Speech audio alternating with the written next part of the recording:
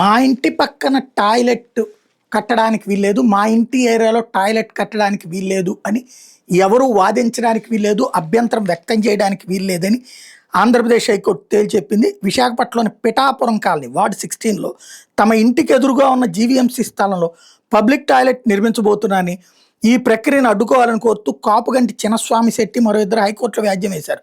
GVMC అధికారులు కోర్టుకు వివరాలు సమర్పిస్తూ మద్దెలపాలెం బస్ డిపోకు సమీపంలో జీవీఎంసీ స్థలంలో ప్రజా మరుగుదొడ్డి నిర్మాణానికి అనుమతులు ఇచ్చాం. దీనికి పిటిషనర్ల ఇంటికి మధ్య 8 అడుగులు గడ్డ ఒక కాల ఉంది.